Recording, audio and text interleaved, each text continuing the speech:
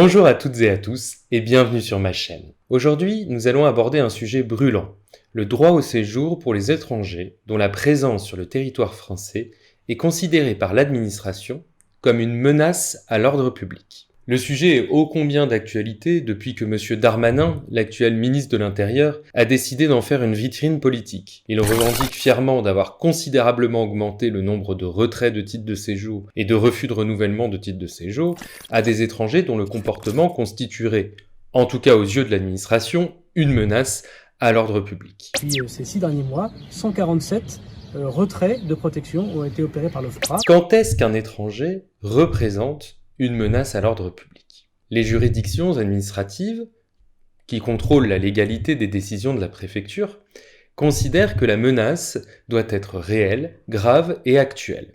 Ainsi, une simple mise en cause dans le cadre d'une enquête de police, par exemple faire l'objet d'une garde à vue, ne suffit pas, en principe, à caractériser la menace à l'ordre public. Même une condamnation pénale, en particulier si elle est ancienne, n'est pas forcément constitutive d'une menace à l'ordre public. De manière générale, l'administration est censée apprécier les faits reprochés au regard de la vie de l'étranger en France. Depuis combien de temps vit-elle sur le territoire français ?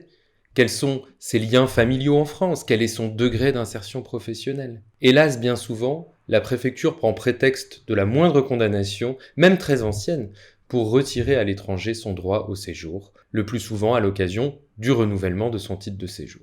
Comme vous le savez, au moment du renouvellement du titre, de la demande, un récépissé est délivré. Lorsque la préfecture commence à identifier l'étranger comme une potentielle menace à l'ordre public, ce processus de délivrance est ralenti. Souvent, le récépissé est renouvelé plusieurs fois, avant que la personne finisse par être convoquée devant la commission du titre de séjour. Cette commission va vous entendre, prendre connaissance des éléments de votre dossier, puis elle va rendre un avis sur le renouvellement de votre titre de séjour, que la préfecture n'est toutefois pas obligée de suivre. D'ailleurs, en pratique, la préfecture ne suit que très rarement les avis de la commission, en tout cas lorsque ces avis sont favorables aux étrangers. Il est impératif, dès ce stade, d'être assisté d'un avocat, qui veillera à donner les éléments à la commission pour opérer une balance entre le fait ou les faits reprochés et les éléments d'insertion dans la société française. En cas de décision de refus de renouvellement ou de retrait de titre de séjour, compte tenu de l'importance d'une telle décision pour l'étranger, qui se voit privé du jour au lendemain de son titre de séjour, il est possible de recourir au juge sous la forme d'un référé, c'est-à-dire une procédure rapide, 2 semaines en moyenne. Ce juge pourra suspendre éventuellement la décision en attendant que le tribunal décide de la légalité de la décision de refus ou de retrait.